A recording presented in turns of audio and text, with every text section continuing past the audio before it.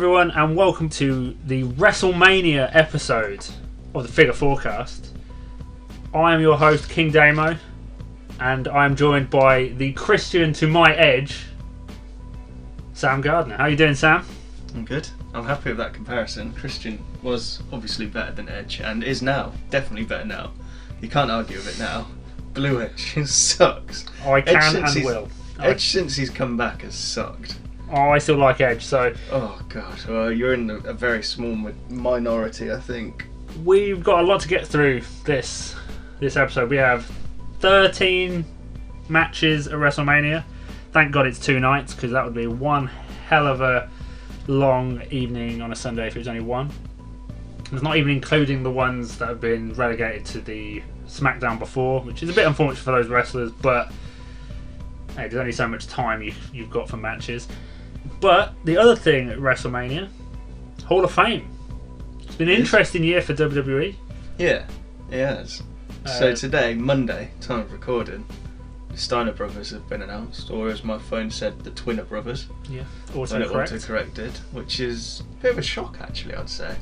Yeah. Because obviously a few years ago, Scott Steiner was going in quite hard on WWE. Yeah. And I think called Stephanie McMahon in particular a rather naughty word that begins with C.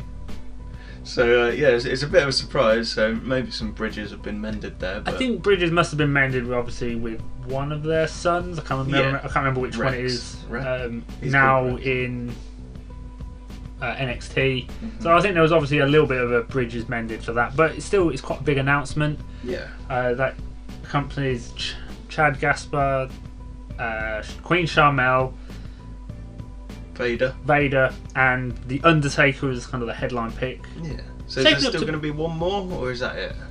I have a feeling there's one more. I can't remember how many they normally do, but that's a pretty good.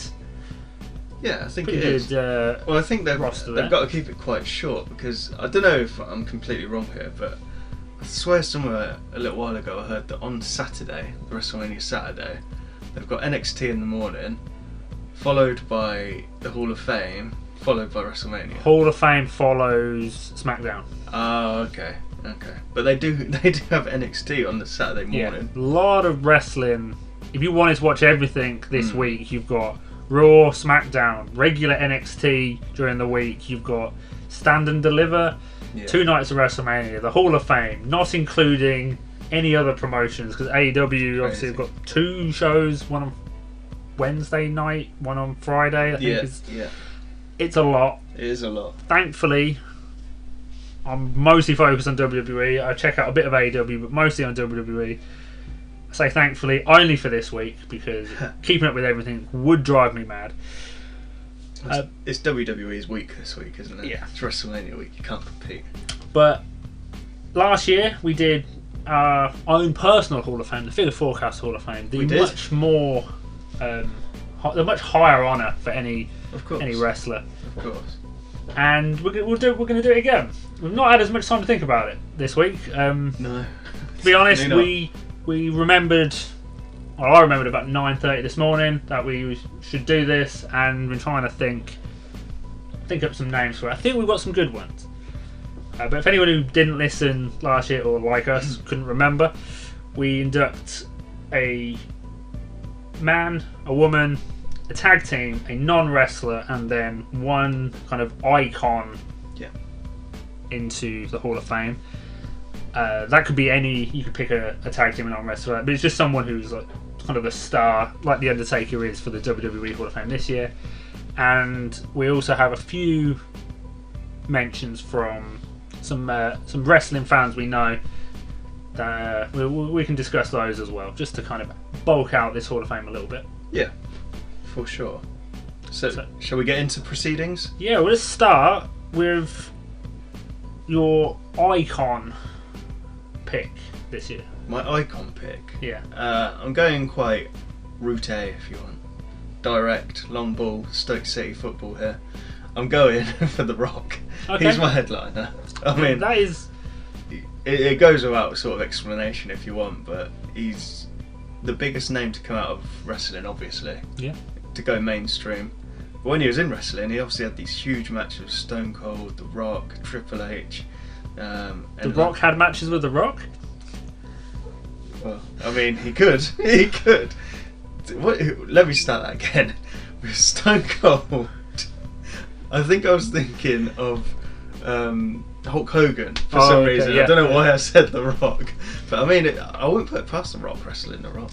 I think he might be able to. Well, I mean, I think The Rock could wrestle Dwayne Johnson. They're obviously different people. Obviously. But yeah, he's obviously inspired this next generation into wrestling. So many of them say that he has, and he was one of my favourites growing up. So that's why The Rock is headlining my pick. Yeah, that is into the Hall of Fame. Very worthwhile pick. Who have you got? I I'm getting in there first before WWE can steal something. I'm going to induct Triple H. Into the very Hall topical. of Fame. Very topical. He's just announced his forced retirement. Mm-hmm. But he's been part of wrestling for so long. Obviously, when I started watching, he was Evolution, the dastardly heels. He's then had some great feuds. That first feud with Batista, that was kind of when I was starting. But I've gone back and seen other ones, such as his one with Randy Orton, his stuff with DX back in the day. Yeah, it's not always been high points, but in ring, so monumental for it. Yeah, absolutely. All the authority stuff, whatever your opinion on the highs and lows of that, it was entertaining. It was annoying at times, but it was still tuning in. You wanted to see Daniel Bryan win. Triple H being on the heel side, that was just as important, I'd say. You needed that heel to hate for every good guy. And I think what he's done with NXT, or what he had done with NXT before 2.0, spoke for itself. I think across the board. No wonder he had a heart attack. He watched one episode of 2.0. No, but you're right. It was so fundamental to so many things in wrestling that have happened. Like the story of Evolution. Obviously, it was sort of early to mid 2000s, but then we saw that bleed into storylines with the Shield and the Wyatt family and people like that later in life, and all the wrestlers that are associated with him, like Randy Orton, Batista, Cody Rhodes, all these different wrestlers, Seth Rollins of course. Yeah. He's brought them all up, and like you say, from NXT he's raised the next generation that are now leading WWE as it is, so I think he's a very worthy pick for the most prestigious Hall of Fame that there is, to be honest. Yeah. Let's go next with our women's pick. Okay. Do you want to go first? I'll go first with this one. I've gone with kind of an obvious pick, but I think we kind of need to get some of the obvious ones out of the way. So I think so. With it, but I'm going with Trish Stratus. Okay. Now I'm going to just jump in there because my pick sort of links in with yours, and I'm going Lita. Yeah. And I think quite a few similar reasons. We're going to pick quite a few similar reasons as to why we've picked them. Yeah. So as I was saying, like kind of when we started watching, it was kind of towards the tail end of their kind of big feud kind of thing. But they were the two women that were wrestlers at the time. It was very much the diva era, and it's nothing against any other performers. They were doing the job they were asked to do. Yeah. But Trish and Lita were also wrestling really great matches for kind of the women's title at the time, and I feel like most of the women that are in wrestling today will look up to them. Yeah, I think they're the ones that planted the seed that women can do in wrestling exactly what the men can do. Well, in life, obviously, but just in this wrestling context. I think you would find it very hard to find a female wrestler today who wasn't inspired in some way by them. Yeah. At the time, they were the two. There was others, but those were the two. So. If you think about it, quite a lot of the female wrestlers at the minute, you can sort of put in over a Trish or Lita bracket if you were to go to the fundamental basics. Like there's either the pretty one, if you want for a better word, that can kick ass, or there's the rebellious Lita, like where you got Becky Lynch and stuff like that. But yeah, they were sort of trailblazers, I suppose, weren't they? The first women to headline Raw. Yeah. In that match, and they did so many good things for wrestling that I think they have to be in the Hall of Fame. Yeah. It'd be silly not to. But both Hall of Famers? Well, I'm not sure. Lita is, because I think Lita was last year. She was inducted, I'm sure. But I'm not 100% on Trish. I'm just going to search while we're actually talking here. Is Trish Stratus still alive? Came up in. Google's always a little dark like that. She was inducted into the WWE Hall of Fame in 2013. I thought she was. Yeah, it'd be silly for her not to be. Yeah, I thought she was. It's just sometimes you can. There's so many in WWE. Sometimes you can forget who it is and who isn't. Yeah, exactly. Let's move on to one I've actually struggled with a little bit today. In fact, I'm going to have to look up who I picked because I've actually forgotten who I wrote down. But let's discuss tag teams. Before we do that, a little game for you. Can you name any of the other people that went into the Hall of Fame in 2013 alongside Trish Stratus? Some quite big names here. Not a clue. Wow, there's a... Okay, it was quite a star-studded Hall of Fame for one reason or another. Could not give you a clue on who those would be. The headliner was Mick Foley. Okay. Inducted by Terry Funk. Yeah. Bob Backlund went in there. He was inducted by Maria Menounos. Remember her? Yeah. Like that weird celebrity. I have no idea what she was famous for, but she just randomly popped up on WWE. Trish Stratus. Yeah. Can you guess who she was inducted by? Lita? No, Stephanie McMahon, of course. Oh. Bruno Sammartino, who was inducted by Arnold Schwarzenegger. Oh, I do think I remember this now. I remember that. Booker T, who was inducted by Stevie Ray. Makes sense. And then the celebrity that went in, Donald Trump. Oh. Inducted by Vince McMahon. So, yeah. Wow. That was quite the year. Let's move swiftly on from that. Yes. And let's discuss our tag team. Tag team's always a bit of an interesting one to induct because my tag team is Vince McMahon and Donald Trump. Tag teams are always a bit of an interesting one to induct because most of them have the McTrumps careers outside of the team, and trying to find a team that themselves are kind of Hall of Fame worthy can sometimes be a little bit difficult. Last year we kind of knocked two of the big ones off with the Hardy Boys and the Dudley Boys. Yes. But who have you gone for this time? So I was tempted to go for Evolution, but I'm not going to. I'm going to stick along our lines from last year and go Edge and Christian. Okay. You mentioned them in the intro, so quite topical. Quite topical. It sort of just rung a bell in my head. I was like, yeah, we've got to pick them. They're a proper team. But yeah, along with those two other teams that we've mentioned, they obviously innovated the ladder match. Yeah. The multi-man ladder match. They're still going today, both of them. Yeah. As the Hardys are in AEW. Kind of ridiculous when you think about it. Some of the stuff they did. And, yeah. I mean, Edge came back from a career-ending injury. Well, you can tell Matt Hardy is suffering the after effects because he sort of walks like he's got a wooden pole up his back. It's like his legs don't really bend, bless him, but no, they're still going. Yeah. And they were just so fundamental. Jeff obviously had an incredibly successful career on his own. Matt had a pretty good career, to be fair himself. He was ECW champion, mid-card champions quite a lot, TNA champion, and now he's still going in AEW, like I say. So I think they've definitely got to be in there, and rightfully so. Yeah. I'm going a little topical as well. I want to try and find a way to fit this person in, and I'm going for the tag team of the Outsiders. Mm-hmm. Before my time as a fan, but obviously that's the tag team of Scott Hall and Kevin Nash.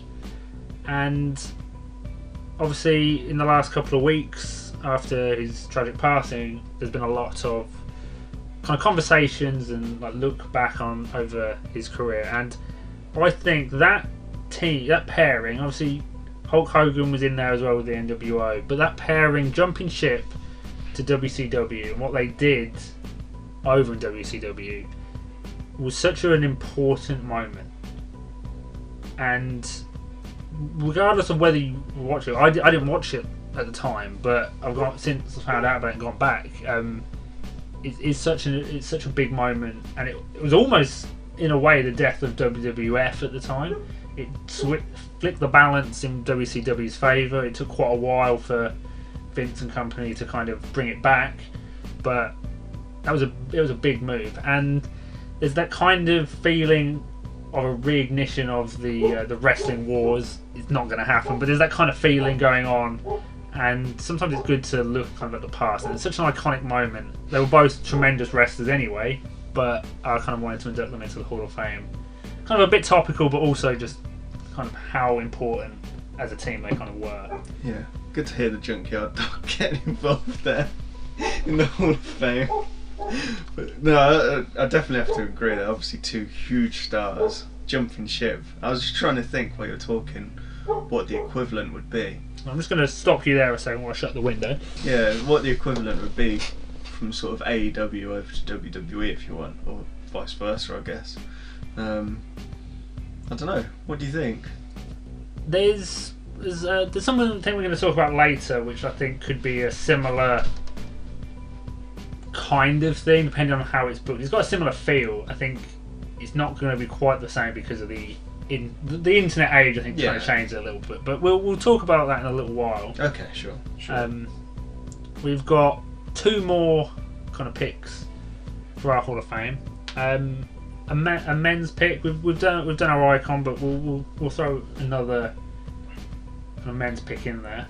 Let you go first on this one. Okay, sure. So I'm going for someone who is an active competitor in WWE, in a tag team actually. And I'm going for Rey Mysterio.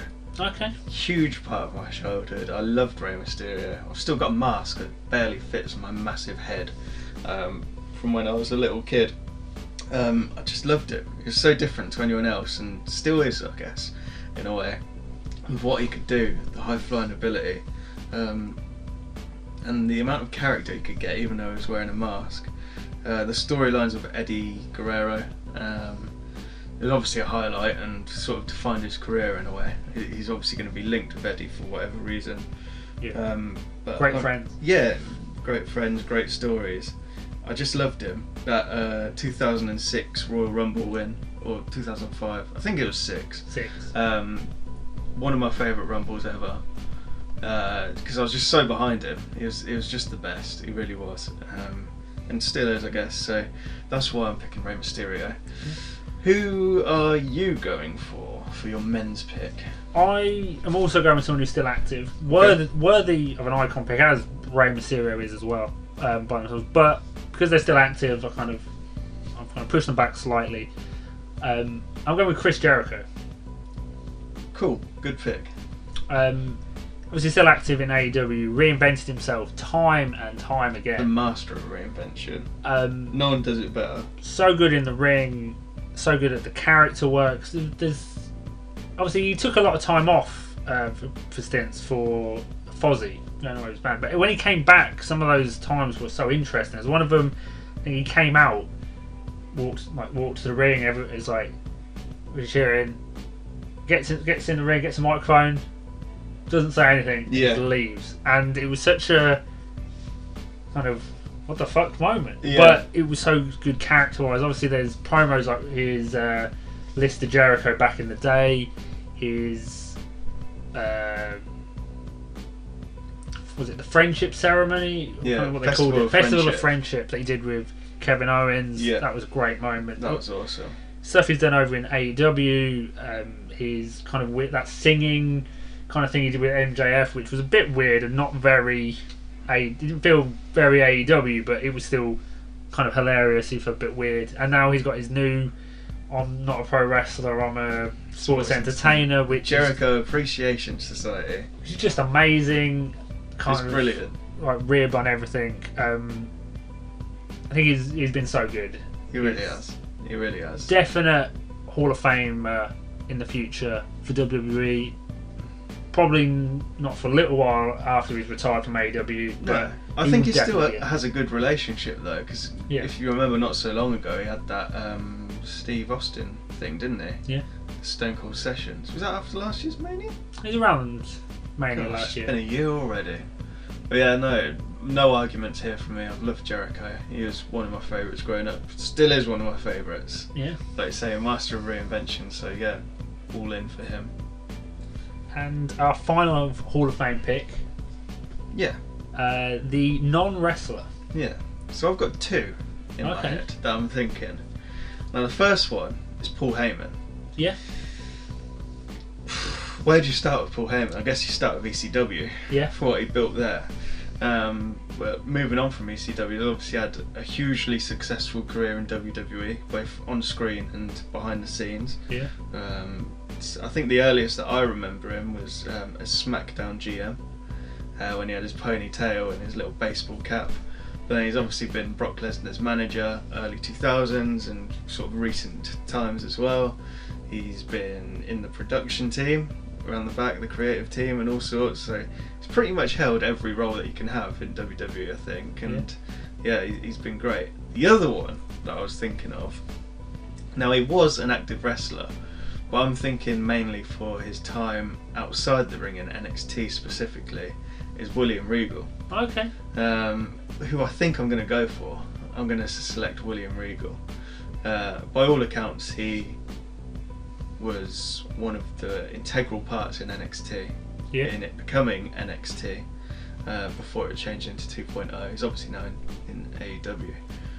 But yeah, anyone that's sort of got any kind of clout behind him, if you want, in the wrestling world, like Daniel Bryan, Bryan Danielson, I always say Daniel Bryan, John Moxley, Seth Rollins, all these people that have worked with him say how good he is. Yeah. That, as well as him being probably my favourite ever authority figure on TV, when he was GM in NXT, I think I'm going to pick William Regal. Yeah. Also, never afraid to play the kind of silly character as well. Yeah, you do enjoy that. I remember seeing a clip of him, I think it's on Raw, he's in like a show dress outfit, so he's got like a big flowery headdress and stuff. I've seen that. Obviously the character is like really unhappy, but by all accounts, like, he thoroughly enjoyed going out and making like a fool of himself for the show. I'm pretty sure there was a segment where someone switched his cup of tea for a cup of wee, if you want. I was going to say bad word there, but for a cup of wee as well. So yeah, he's definitely up for the laughs. Yeah. I didn't watch a whole lot of NXT on a weekly basis, but kind of when I did and he would show up, it wasn't all the time, which is really good for but he was quite active as a wrestler, but I'll let you go for the kind of non-wrestler, induct him as a general manager. Thanks, Hall of Fame, please. I'm going to go with Jim Ross for my pick. Well, he was kind of active in the ring, but I'm going to let you have Jim Ross. Definitely not a wrestler, although he did have a few in-ring segments, I guess. Although I picked Vince last time and he had matches, so he's kind of active in the ring, but I'm going to let you have him. One of the best play-by-play commentators ever, certainly the best of our generation. Yeah. It's slipped a little recently, prone to making the odd mistake, but when you... I think he is in his 70s, to be fair to him. We'll forgive that, but so many iconic moments that he was the commentator for. Yeah. And it's only when you kind of watch wrestling without commentary that you realise how important good commentary is. And I don't think some of those big moments would be the same without him. So no. Well, I was about to say he's the voice of a generation, but I think he's the voice of quite a few different generations because of his longevity. I think he's kind of coined the phrase the voice of wrestling, which is what they sometimes use in AEW, and I don't think you can disagree with that. No. I think when you think of wrestling commentators, he's probably the first that comes to mind. Yeah, there were some other great ones before, and there's been some great ones kind of now as well. Yeah, but Michael Cole, Byron Saxton. I mean, Michael Cole gets a lot of flack, but as a play-by-play commentator goes, I think he does a really good job. But JR is my pick for that. I think that's all of our categories for the Hall of Fame. I did ask a few wrestling fans I know to kind of pick some. You've mentioned one already. Rey Mysterio was a suggestion for a Hall of Fame pick. Another suggestion we had was Stone Cold Steve Austin, which I don't think anyone can argue. How have we not picked him? It's too obvious, isn't it? There's always next year Stone Cold. Get your hopes up, mate. There's only so many people you can induct each year. Yeah, but another one, it's so obvious that yes, like he made professional wrestling cool during the Attitude Era. Yeah. Like, that's a hell of a job. Mm-hmm. Like, so definitely worth it. He was great in the ring as well. He kind of, after some of the injuries, wasn't quite as good as he had been, but his character work was phenomenal. It more than made up for it. But pre-injury, Stone Cold was a hell of a worker. Yeah. So another one we had was Bret Hart. Yep. Definitely worth it. Again, ahead of his time almost in terms of ring stuff. I can only imagine some matches you could have with a prime Bret Hart wrestling nowadays. That could be incredibly... I really don't think he's talked about enough in terms of sort of the greatest of all time, if you want. I think one of... Obviously, his catchphrase was, the best there is, the best there was, the best there ever will be. I think the only problem is that he obviously got compared to Shawn Michaels a lot. And I think because Bret had the injury, damn you, Goldberg, and kind of his entire WCW run after Montreal Screwjob didn't have kind of the energy behind it needed. Yeah. I think because of that and the fact that Shawn Michaels had the career resurgence when he came back from his injury, I think Shawn just kind of gets more... Yeah. Because they're kind of... You have to look at them at the same kind. They were at the same time. You kind of got to look at them and you see where Shawn's career went and Bret's kind of faltered a little bit. I think that's kind of the problem. But Bret Hart was every bit as talented, if not more, than Shawn at the time. I'd definitely say more. Those were some of the picks that we suggested. One of them was a little bit more out there, and I quite liked it. It was a little bit more out there and a bit more interesting. Was Tajiri. Okay, who suggested him? So one of my friends, James, suggested him. I'll simply get up his reasoning, and I have to agree with his reasoning, which was he innovated the green mist. So he said, I'm going to go with one of my absolute favourite wrestlers to watch from the 2000s, Tajiri. I think he was one of the few wrestlers who seriously paved the way for Japanese wrestlers to get involved in WWE. And although the characterisation was a bit stereotypical from what I remember, I've kind of got to agree. Like, not quite that stereotypical, because Funaki was there at the same time, if you remember. Yeah. but no, yeah, I agree. Tajiri, he's awesome. Like, I remember...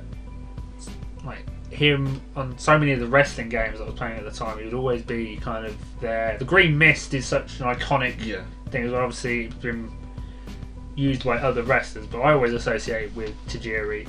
I'm going to mention a wrestler that doesn't get mentioned very often because of it's pretty horrific things, but there is an iconic image of a Tajiri Chris Benoit match, and I think it's Chris Benoit's got a sledgehammer in Tajiri's mouth doing the crossface, but he's got green mist all down his face. That was I'm pretty sure it was those two.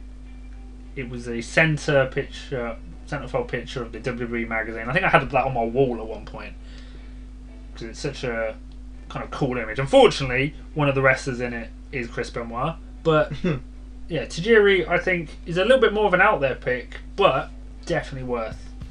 I was just searching what is Tajiri doing now, and he's still wrestling. He's 51 years of age, and he's wrestling under a full-time contract with All Japan Pro Wrestling.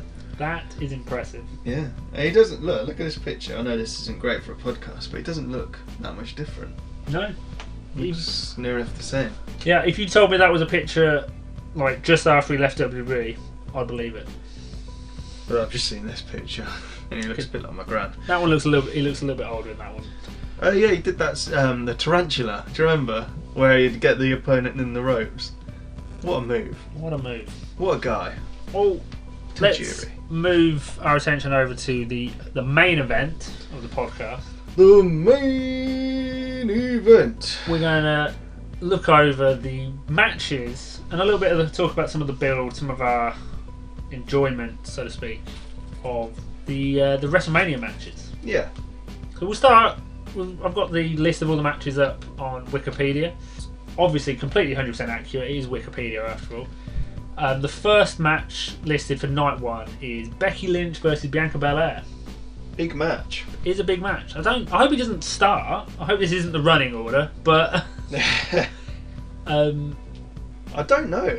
To be fair, it could happen like that. Yeah. But what are your thoughts for this match? In terms of the build, underwhelming. Much like Bianca Sasha last year, if you remember the build, they completely fluffed up.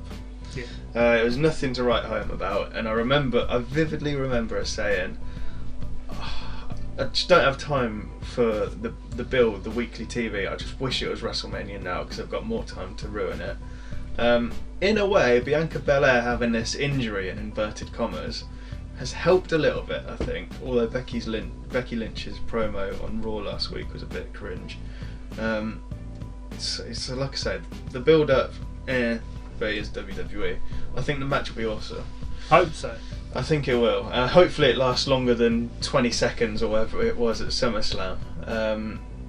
I don't know if they had this in mind for the entire time since SummerSlam, that Bianca would come back and triumphantly beat Becky Lynch at Mania. I hope they didn't, in a way, because Bianca's just been booked terribly. Yeah. Not really like a triumphant babyface, if you want. But like I say, I'm looking forward to the match. I think it will be good. We've seen it in person, as we've mentioned before, so we know what they can do. So my fingers are crossed. I completely agree. The build has been weird. The build has been weird for a lot of the matches this year.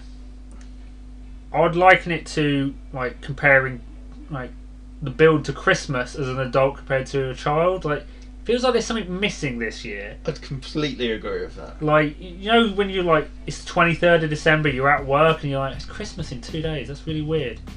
Because life just has to go on until... Yeah. It kind of feels like that. Like, there's something missing. Like, WrestleMania is this weekend, and I am excited.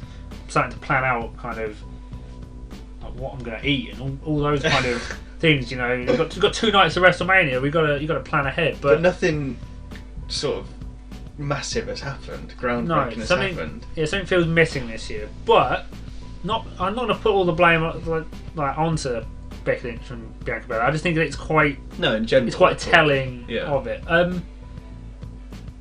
I hope Bianca Belair wins. She had a great win last year, so I feel like they might not do it 2 years in a row. But I mean, is she even going to be in the match? Because I don't think the injury is real. I don't know if it is or not. Initially I thought, yeah, that's fake, but then I don't know. I don't think the injury is real.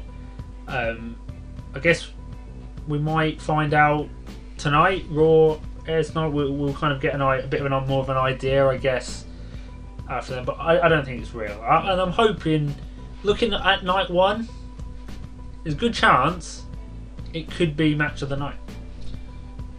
Could well be. I don't think it will be. Looking at that match number 5, I think that's going to be match of the night. Yeah. If all being well. Let's move on to match number 2. We do have a lot to get through. The team of the Mysterios versus The Miz and Logan Paul. Now, as you said to me the other day on WhatsApp, if only someone had booked a heel tag team to steal Rey Mysterio's mask in the build-up to a WrestleMania match. It's almost like they listen to this podcast. Yeah. Raised eyebrow. I'll be completely honest, I haven't really watched much of it, because whenever I tend to see Logan Paul's face, I press fast forward. But I know the rough gist. I think it'll be alright. It's one of those Mania matches that are there to get eyeballs on it. Yeah. Because Logan Paul's obviously got a big audience. I don't know who wins. We'll come to that in the predictions, but it'll be okay. Dominic, to me, just hasn't progressed at all, generally, as a wrestler. But I'm happy to see Rey Mysterio wrestle whenever, and I still like The Miz. The build has been a bit weird again, but I think the fallout for this one's going to be more interesting than the build. Okay. We've seen the Mysterios appear on NXT. Yeah. Which felt very weird because they're in this kind of story. And there is rumours that Logan Paul will be sticking around. Oh, really? I've not seen that. Now, I saw a video of him training in the Performance Centre. He obviously has a professional wrestling kind of background. No, an amateur wrestling, get it the wrong way around. Background, and he has been training to do some things. There's a clip of him doing a frog splash. Might be telling for the match, might be a little spoiler there. He's going to try and hit a frog splash on Serious. Like I said with any of the build, if he takes it seriously and puts the effort in, which it looks like he might be, then I'm all for it. He's already kind of set up to be kind of a great mid-card heel in WWE. Yeah. So if he sticks around for a couple of months, maybe, just has a bit of fun with it, can be that cocky heel, even if it's a tag team with a Miz by himself, I think the fallout for it can be really interesting and drag some younger eyes into WWE. Yeah. I don't really have much more to say, to be fair. Yeah. I mean, I don't think he'll be Bad Bunny, is all I'm going to say. Next matchup we've got is Drew McIntyre versus Happy Corbin with Madcap Moss. Thoughts on this one? I don't think I have that many thoughts. I'd say it's a bit of a downgrade for Drew McIntyre. What was Drew doing last year? He lost to Bobby Lashley. He did. So he was challenger to Bobby Lashley. Yeah. But he did not win. So yeah, a bit of a downgrade for Drew McIntyre. They showed a package on SmackDown for the Happy Corbin character, kind of the rise and fall, the fall and rise of Baron Corbin, with him being broken. Yeah, I did see that. Which I kind of needed. I feel like I needed that recap of kind of the character. It's been such a long story with him, and then kind of the hinting at that all is not well with him and Madcap Moss. Drew can put on a great match. Baron Corbin, Happy Corbin, whatever you want to call him, is kind of underrated, I think, in the ring. He is. Yeah. He never gets given kind of the recognition he deserves, and mainly because when he was kind of being pushed, it was at a time when Raw was really bad. But it's not his fault. So I think it could be a really good match. It's going to be one of those hard hitting matches you kind of have. I think lots of big spots, which there isn't really that match on that card. So I think it could be a really good match. The build, it's kind of, it depends what you think of the characters. It's one of those, it's kind of taking the piss out of Drew McIntyre a bit, but I've enjoyed portions of it. It's just kind of the Drew character's kind of a bit stale for me, but needs a bit of a boost. Yeah, should be a good match. It just doesn't seem WrestleMania worthy to me. And I guess what they've been building to is that Drew McIntyre is going to cut someone's head off with his sword. So unless Corbin gets decapitated, I guess we all lose. Definitely feel like we lose if he does get decapitated as well. I do not want to see that. It's in Texas, anything goes. I don't think decapitation does. Move on. The next match is the SmackDown Tag Team Championship match between the Usos and Shinsuke Nakamura and Rick Boogs, which I think is going to be fan investment match of the night. Just for Rick Boogs. He's going to get that crowd going, isn't he? Freddie Mercury vibes with that moustache. Ripped Freddie Mercury though. Again, I'm not 100% sure on who's going to win, but I think both of these teams have got quite talented wrestlers. The Usos have put on some amazing tag team matches in the past. Shinsuke Nakamura is a ridiculously talented wrestler. When he can be bothered. We've not seen a whole lot of Rick Boogs, but it looks promising. He looks promising. I think the four of them can put on a great match. Yeah. It's another one which potentially could be match of the night. So if they're given the time, they've been given the effort to kind of build it, could be a great match. And I think it'll be one that we'll be talking about the next day. Let's move on to the presumable, if that's a word, headliner of the night Charlotte Flair against Ronda Rousey for the SmackDown Women's Championship. I think this will be match of the night. Both of them are just capable of things I don't think anyone else on that card is. They're both stars in their own right, and it's been a good story, I think. Yeah. I think it's been alright. Ronda Rousey, I think she's been slightly rusty after returning from the Royal Rumble, but I think she's shaken it off, and she's showing signs of the Ronda Rousey back in 2019 that obviously headlined Mania in that triple threat. If she brings out Rousey and Charlotte Flair brings the Charlotte Flair we know, and it's a similar match to maybe that Survivor Series match we saw, I think, where Charlotte turned heel and beat her ass with a kendo stick. Yeah. If they bring that sort of energy, I think it steals the show without a doubt. Yeah, both incredibly talented. Ronda has felt a little weird in promos, I think, since she came back. Yeah. Still, I think her weaker weekend, but then that is like the in-ring stuff. I think feels a little bit more naturally to a professional athlete than she definitely doesn't suit the babyface role. I don't think. I think she's more suited to being a heel. Yeah, they need to play her more as a tweener character. They say just in it for herself, I think, would be the easiest for Ronda Rousey. Not to make the comparison, but the Brock Lesnar style kind of. She's a badass, but you want her to win. Yeah. I don't want to put my hand in my mouth.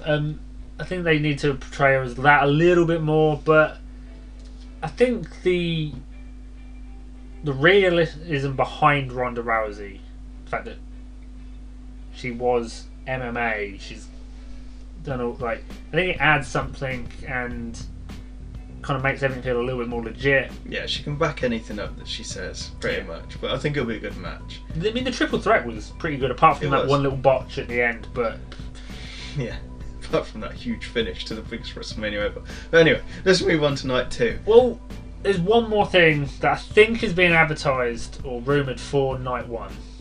It's not listed as a match, but I think... Are you talking about the KO show? I think the KO show is being mentioned for night 1. It's actually headlining. They've said that it's headlining night 1. A KO show, in inverted commas. Which is a weird...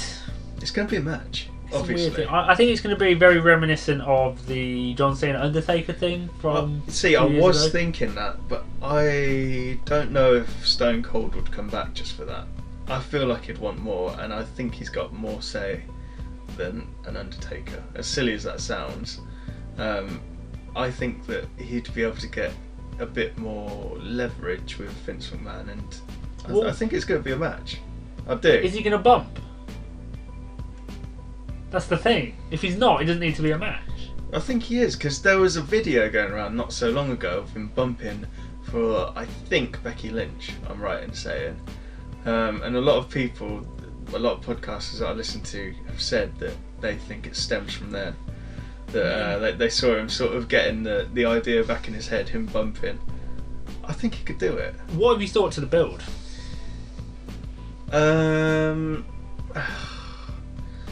It's a bit wishy-washy, really, isn't it? I've enjoyed the Kevin Owens stuff. Yeah, anything Kevin Owens does, even if it's complete garbage that he's getting fed, he can make it entertaining. Yeah. Did you see the behind the scenes of a episode of Raw a couple of weeks ago now? It was when Kevin Owens and Seth Rollins had the main event match, and whoever won got to have their talk show at WrestleMania. Right, okay. And before that, they're showing kind of like the build, they're showing the audience, and they showed like stuff that was happening on Raw, and there's just a clip of Kevin Owens going, "Why are you showing this? It happened earlier tonight." Just kind of getting involved with the crowd, because obviously the crowd there know it happened. Yeah. People watching at home know it happened. They obviously don't get to see that clip, but I've enjoyed the just random digs at Texas they've been doing for several weeks now, and the kind of team with Seth have been great. Obviously they've separated them for this, but I've kind of enjoyed a lot of the build in that regard. The bit last week, I think it was, when he came out dressed as Stone Cold, I know it's been compared to an AEW moment recently, but it's not a unique idea. But coming out to Stone Cold and then fake out with Stone Cold, it was funny. It was hilarious. I enjoyed that big time. the not being able to catch the can of beer. You know, it's just kind of classic heel work. Kevin Owens is great at that sort of stuff, and I really hope it is a match because I think they'd put on a really good one. The crowd is gonna pop for that glass shatter. Well, you heard it on Raw, didn't you? They popped for that twice, so yeah, they're definitely going to pop for it. It is an iconic theme opening. Of course. So. Night 2 then. Yeah. So the first match we've got here is the multi-women tag match for the WWE Women's Tag Team Championships, which I often forget is an actual thing. We've got the team of Rhea Ripley and Liv Morgan. We've got the team of Natalya and Shayna Baszler, Sasha Banks and Naomi, and Queen Zelina and Carmella, who are obviously the champions. Don't really have much to say about this, other than it's getting some people that should be on the card. I hope it's good. WWE tend to do multi-people matches very well, and I hope Sasha and Naomi win. I felt it was a little bit weird. I was watching the Fatal 4-Way match they had on SmackDown, which having a Fatal 4-Way match with all the tag partners at ringside was just a very weird decision. I know that they kicked all the tag partners out halfway through. I was like, why? Such a weird concept. But all of the tag teams feel very thrown together. But that is going to be a problem with women's tag teams in WWE. There just isn't enough women in the division. The only ones that really seem like it kind of works is Rhea and Liv. They feel like they're like Sasha and Naomi. It feels like they kind of work, but they got some history, haven't they? Team bad. Yeah, it does feel a little thrown together. Natalya and Shayna Baszler feels very thrown together. I was like, well, they just all of a sudden appeared that one time at the end of that segment, didn't they? And you're like, oh, okay, this is a thing then. So it's a bit weird, but it is the Women's Tag Team Championship. There isn't enough teams. It gives me Nia Jax and Tamina vibes, Natalya and Shayna Baszler. So I think the less said about it, the better. Yeah, it's going to be a weird one wherever it falls on the card. I pray they don't put it as the opener because I don't think it's going to have the energy for the opener. But I don't think it's going to be something we can talk about. But it could have a couple of moments. There could be some big moments in that match. We'll see. Yeah. We'll see what goes on. Now, talking about big moments, I think there's going to be a couple in this match. Johnny Knoxville against Sami Zayn. Anything goes. I don't know. The build has been good. I think mainly outside of the WWE shows, like the stuff Sami Zayn's done. Have you seen like the stuff with his phone number? Yeah. That's been top notch. Sami Zayn going to, I want to say, it's not Jacksonville. I can't think where it is, where Johnny Knoxville's from. But he's gone to where Johnny Knoxville grew up, and he did like all these Instagram segments of him meeting people and speaking about Johnny Knoxville. It's been really good, the build outside of WWE. I'm looking forward to the match. The stipulation. I think they're going to do some crazy shit. The stipulation opens it up so much. I want to see some jackass guys come down. I want to see Wee Man getting thrown at Sami Zayn out of a cannonball or something like that. There has to be something. If only Jackass were at WrestleMania last year, because someone would have been coming out of that cannon on that boat. Absolutely. Yeah. There's got to be something big planned. There's got to be some spots planned for this. You talk about like your Shane McMahon spot at Mania. He's going to jump off the Hell in a Cell, or he's going to do something ridiculous. I feel like this is the match where something ridiculous is going to happen. I don't think it's going to be quite that level, but surely if you've got Johnny Knoxville in an anything goes match, someone involved in that match is doing something ridiculous. Something crazy is happening. Like, surely. Yeah, I completely agree. I don't know what it's going to be.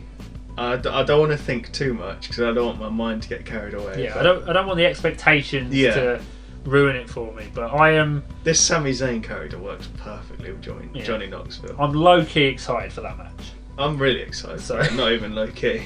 Let's move on to the next match anyway. Pat McAfee versus Austin Theory. What are your thoughts?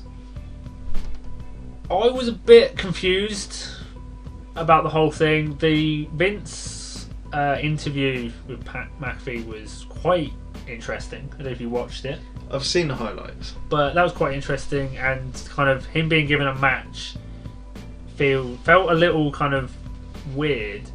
But then I remembered about his thing with Adam Cole in NXT, and I was like, let me go back and have a look at that. He's awesome. And I was like, this was really good. I get it.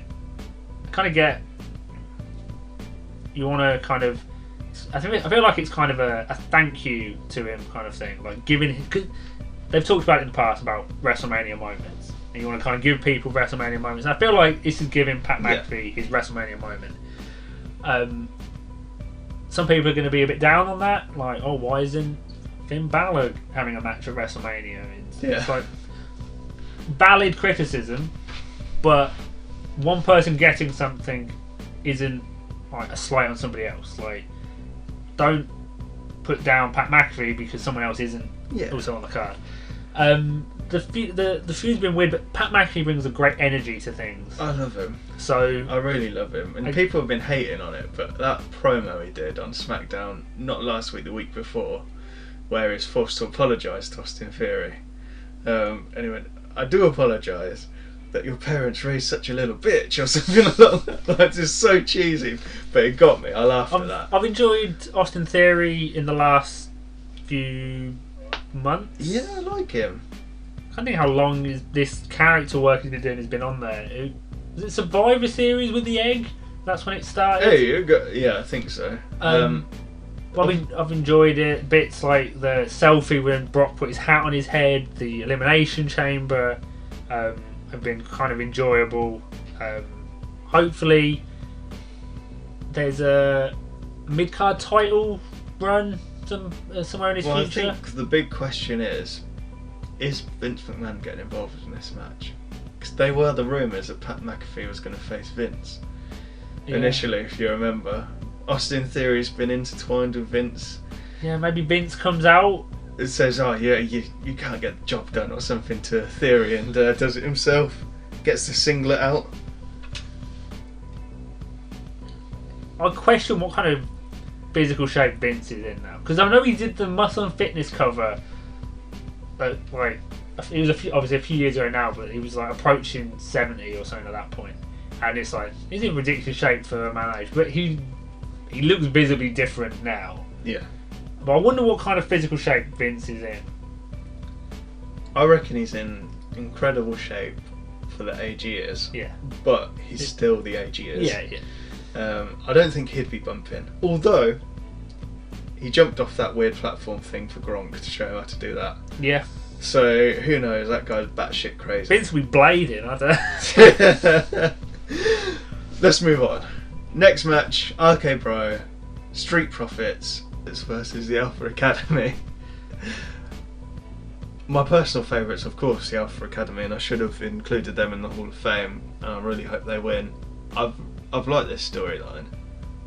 Mainly between RK Bro and Alpha Academy, not so much the Street Profits. I feel like they're sort of the odd ones out here.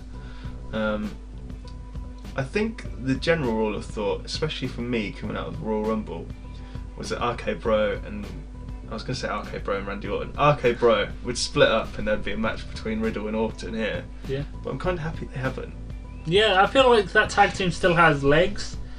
They seem to be enjoying themselves. Randy Orton especially, it feels like he's always trying not to smirk. Like it's like the man underneath the character is enjoying himself a lot, and the character is obviously trying to be a little bit more stoic. The catchphrase is a little bit silly. 3 most dangerous letters, and one of the letters is bro. Is kind of cringy in a like it's meant to be kind of way. But I'm enjoying it. The Street Profits are always entertaining, and Alpha Academy has been great as well. So yeah, there's not a bad part of this match. It does feel a little weird that the Street Profits, they kind of seem to have always been about, but only got added to the kind of story towards kind of the end. But there could be the kind of surprise in there. Should be a really good match. Out of the matches we've said so far, probably going to be the best. I think it's in terms of work rate. Opener would be a really good shout for this one. Let's move on. One idea I have for the opener separate, but okay, we'll get to that in a bit. Let's move on to the next match, and I want to speak about the build a little bit because it's really annoyed me. It's Edge versus AJ Styles. The obvious is this Edge character sucks hard. I really don't like it. Serious Edge isn't good, and he overacts massively. He's never going to get a role in the Hollywood film that he wants. Anyway, moving on to the AJ Styles thing, the AJ Styles bit of this feud. So they've been trying to sell it as kind of a grudge match for what Edge did to Styles. But then last week on Raw, they gave Seth Rollins a chance to get to WrestleMania to face Edge. And I was kind of like, but you're trying to sell me on your biggest show of the year, and putting this grudge match on the show, AJ Styles versus Edge, is what you've been building. So why then would you give the opportunity for someone else to get in on that match? What does that make me think about the match? It just makes me think, oh, it's a bit pointless then. So it's not a grudge match, so why am I invested in it? I would agree with you if Edge hadn't come out and attacked AJ Styles again. Well, that's just a WWE trope, isn't it? They I feel like that build was kind of Edge attacks AJ, so AJ wants the match.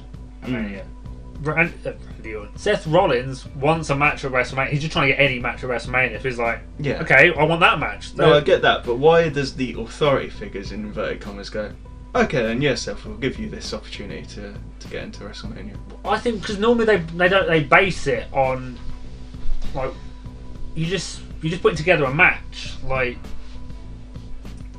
is Seth Rollins versus Edge going to be a good match? Yes. Yeah. Like, if you think about like the character of the authority figure as being a legit like person who's like, I want to put on the best show I can. Does a match between Seth Rollins and Edge have as much kind of star power in it as a match between AJ Styles and Edge? You could argue yes. I can see what you're saying, but it doesn't really wash with me. I feel like that's very. Well, I think Edge been like coming out attacking AJ Styles to kind of tie it back together. I just think the weird thing is that they wrote AJ Styles off TV for a week or like that was a weird decision. It was a bit weird. I've really not enjoyed this Edge run at all. I just found no enjoyment. It should be a really good match. It feels like they've tried to fast track a blood feud, and that probably will not have worked. But it should be a good match. I think it will be a good match. Really talented. The thing I find weird with this Edge character change is the new music. Like, no matter which way you look at it, it's towards the end of Edge's in-ring career. Like, he had the serious injury, he came back. He's not got a long time left in the ring. Like, and I can't think of many times a wrestler has had one character for so long and then mixed it up right at the end. No, he shouldn't have done it either. It'd be like if John Cena came back for a couple of years, but he didn't come back as like Super Cena. It was a complete he came back. He wore a suit to the ring, and he was just like why? Like, yeah, it's such a weird kind of 11th hour switch in the Edge mythos. It is. Which is a bit out there, but the match will be good. I have no doubt the match will be good. So it's a common theme with this year's WrestleMania as it was last. Let's move on to the biggest match in WrestleMania history, or whatever they're billing it as. The Universal title and WWE title unification match. Brock Lesnar, Roman Reigns. Winner takes all. Winner takes all. Or as they like to say, winner take all. Yeah. Which really bugs me. Wikipedia's got it right. WWE has it wrong. I think it's an American thing. No, I think it's a WWE thing. Remember the 25th anniversary of WrestleMania? Which was WrestleMania 25, also known as the 24th anniversary. Yep, true. It's a WWE thing. WWE being WWE. What have you thought for this build, this match? I haven't minded it. I think the Roman Reigns character's awesome. I really like it, and he's evolving into the bitch heel, which I think he needs to now. Yeah. I don't know who's going to win. I've enjoyed Brock Lesnar. I think the forklift thing, as amusing as it was, ridiculous, was quite entertaining. I was pretty anti this match when we was at the start of its build. I think we've just got to embrace it now. But it's the third time we've seen this at Mania. The first one obviously had the cash in. Yep. The second one was very badly received because of the position both wrestlers were in. I think the crowd is quite into this one. I think they are, yeah. Is it going to top Mania, the first one, the WrestleMania 31? Probably not, It's because gonna be that's such an iconic. But the match leading into that was really good.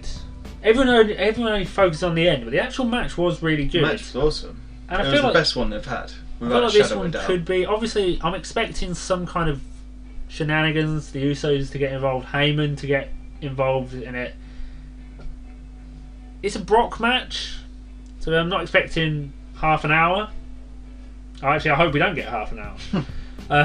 Imagine how purple it'd be.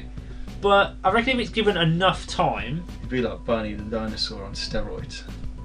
I think if it's given enough time to kind of grow, so you can hit those spots. You're probably going to start. It's going to be spear, F5, whatever.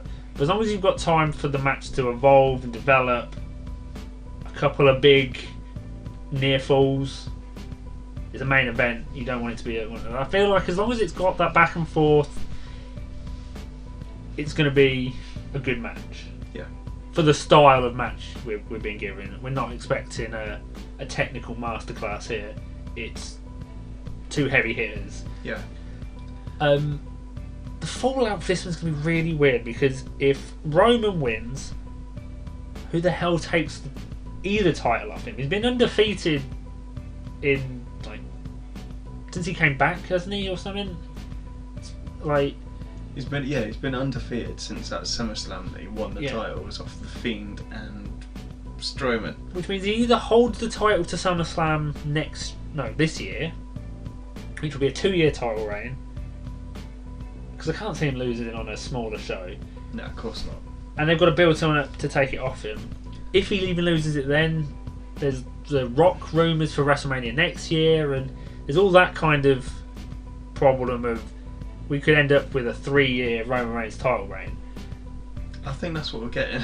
Which will be a problem if they do unify the titles. If it's just one title, that is a ballsy decision by WWE. If Brock wins, you then have the same kind of problem of who do you have take it off him and where do the characters go from there. It's not that it's a no-win situation for WWE.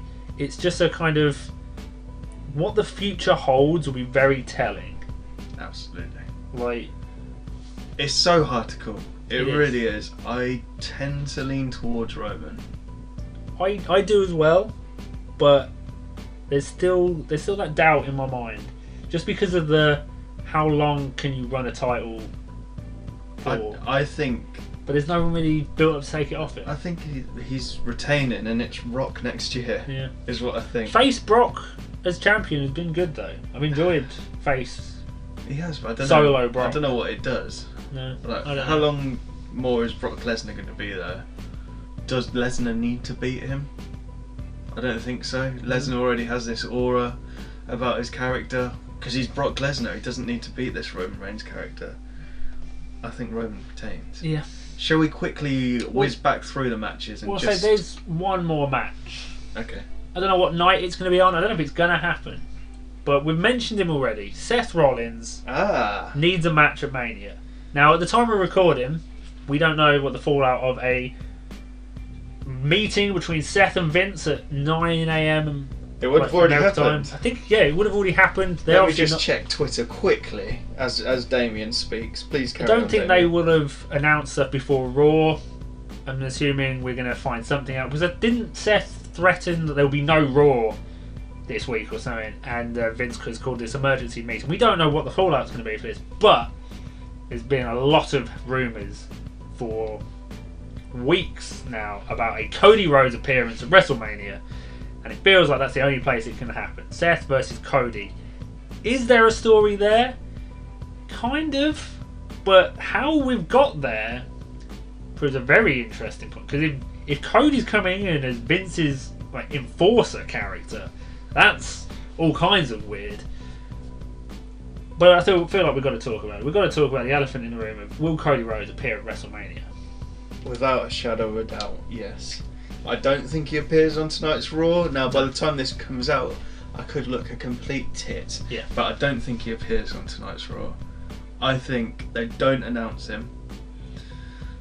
I don't know how they do it. Maybe they... Do they announce him tonight as a last-minute push for ticket sales? Well, that's the only issue, isn't it? In an ideal world, I think he comes out unannounced, and it is the Hardy Boys pop, if you like, when they come out. Like, everyone knows that they're going to appear in a way. People didn't know about the Hardy Boys. No. That's why it was such a surprise. I don't think you can get that pop with Cody, because I'm also not sure how the audience are going to react to Cody. I think they'd react well, and I think there would be a pop there. I had an idea, because I saw someone post something the other day that if they bring Cody Rhodes in, they need to bring him in as close to the character he was in AEW as they can. Well, that's what the rumour is that they're going to. He owns his own music and everything. They need to capitalise on that they've got AEW's Cody Rhodes. Yeah. Which would be the right call, and it is a mistake if WWE don't do that. But I want to put one twist on his introduction. I'm going to edit it in so the audience can hear my suggestion now. Explain it. Wrestling has more than one royal family.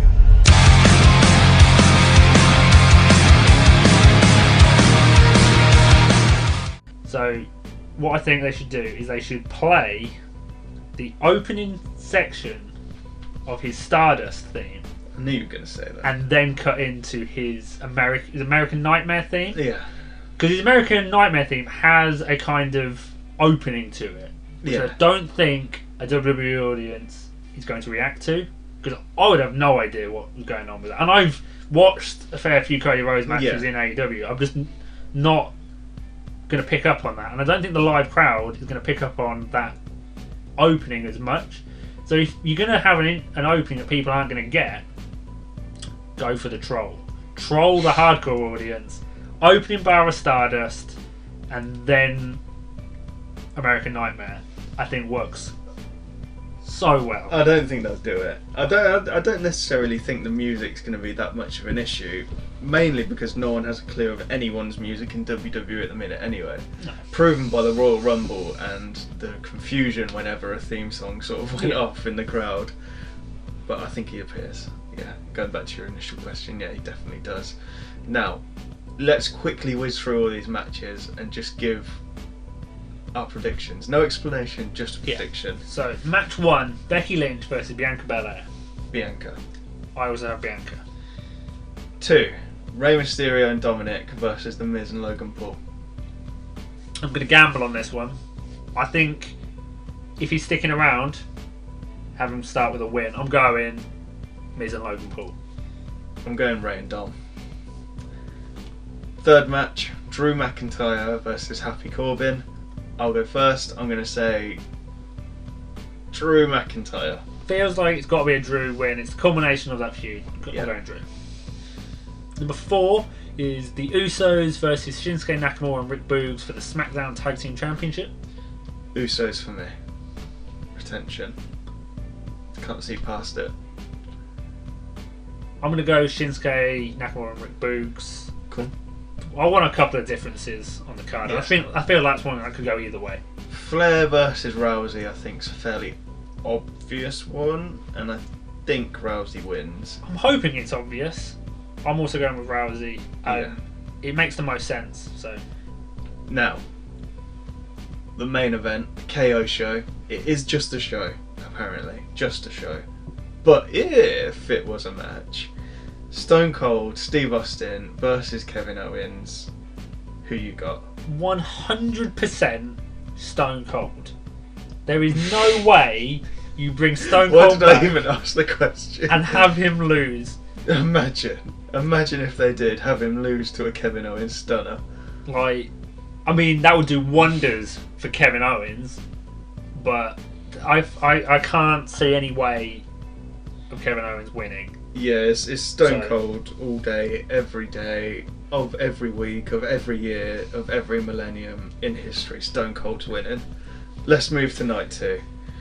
Match number 1 on this list, the Women's Tag Team Championship match. Who you got? I'm going Rhea and Liv. Okay. I alluded to it earlier. I'm going Sasha and Naomi. Both would be great winners. Yeah. Match 2, Johnny Knoxville versus Sami Zayn. Anything goes? I've got Johnny Knoxville. I think I've got to agree. He's the face, he's the celebrity. They normally win. Yeah, I don't think it does anything for Sami Zayn if he beats Johnny Knoxville. I don't think it does anything for him if he loses. Yeah, as long as there's some shenanigans, don't think it hurts him. So, Pat McAfee, Austin Theory is an interesting one for me, and I'm going to go Austin Theory. I alluded to it earlier. I think they're giving Pat McAfee his WrestleMania moment. I'm going Pat McAfee. Okay, I just feel like there's going to be some sort of shenanigans with Vince McMahon in that match. I can't look past it. Match 4, RK Bro versus the Street Profits versus Alpha Academy for the Raw Tag Team Championship. Now, the last time there was this sort of match, I picked the Iconics. I went with my heart, and they won the title. No one backed them, but I did. I'm going to go with my heart again. I'm going Alpha Academy. I'm going to go with RK Bro. I feel like they're going to retain. Okay. Match number 5, Edge versus AJ Styles. Tough one. Yeah. I'm really not sure. It is a flip of a coin in my head. It's so 50-50 for me that I'm just going to go opposite to you. Whatever you pick, I'm going to go for the opposite. I'm thinking if... I'm trying to get into the head of Vince McMahon and the creative team of WWE. Brave man. A dangerous place to go. I'm thinking Edge, because it makes sense. He's got the new character. He needs to win. Okay, so that means I'm going AJ Styles simply because I said I'd go for the opposite. The 6th match, and presumably match of the main event. Can't see anything going on afterwards. Brock Lesnar versus Roman Reigns in the winner takes all to unify the WWE Championship and WWE Universal Championship. As I mentioned earlier, I'm leaning towards Roman, and I think I'm going to stick with it. I'm going to say Roman Reigns to retain. Well, I say to retain. To become unified champion, Roman Reigns. Right here, I want to say Roman Reigns because I feel like it's the more obvious one. But if I'm gonna say that if we're tied at the end, I'm gonna go with Brock. Okay. I'll take the gamble if it's a tie. Okay. But I do think here Roman Brock Lesnar's always a good bet. He's pulled up some huge upsets. I don't think we really have to predict it, but if Cody Rhodes faces Seth Rollins, Cody Rhodes, obviously. Presumably Cody. It's got to be Cody Rhodes. I mean, I feel like we could very easily be wrong, but surely it's got to be Cody Rhodes. Yeah. I think that's everything. This has been quite a long episode. It's an Good hour luck and editing. 14 minutes of unedited. I don't know how much I'm going to be able to cut that down. There is one final little question I have for you regarding the winner takes all match, and I've just read this. Wikipedia may have kind of changed the answer, but if they unify the titles, 1, do they just make one belt, and 2, what do they call it? I think they mentioned it on SmackDown last week, didn't they? I swear they called it the WWE Universal Championship. Well, on Wikipedia it's listed as the WWE Championship and WWE Universal Championship, so you can't really combine those names, otherwise you end up with the WWE Universal Championship. No, but it's not referred to as the WWE Universal Championship, is it? I'm pretty sure that's what they called it. Do you remember when they did the World Heavyweight in the WWE? Yeah. It was the WWE World Heavyweight Championship or something like that. So it's going to just be the WWE Universal Championship or the WWE Universal Heavyweight Championship, which I think is kind of a cooler name. Yeah. I think adding the heavyweight bit back in kind of makes sense. I'd like it if they got rid of Universal and just called it WWE Championship. Yeah, could be an interest. It could be an opportunity for a belt change. I've seen some band designs with a little bit more gold involved. It kind of looks kind of cool. I'd like it if they just changed the design completely and got a more aesthetically pleasing one than just a bit of leather with a huge W on. Marketing they're going to keep. I suppose so. Or a variation of that. I think there's some fun things they could do with it if they do decide to go for one belt. Although personally, I hope they keep two, because I think both brands need a world champion. We've discussed it in the past and don't really have time to go into it. No. Right now, we've run hugely long. But hopefully, WrestleMania is really good. If the matches are good, the show will be good. Yeah, a wise man did once prophesise that. But I think that's it for this bumper WrestleMania edition of the Figure Fourcast. Yeah, we'll give you the socials. We'll probably be tweeting, Facebooking, and soon to be streaming. Information on that to come soon. Over the weekend, we'll kind of be giving all the fallout we can. We hope everyone listening enjoys WrestleMania, and I hope we do as well. And we'll see you on the other side. Fingers crossed it's a good one.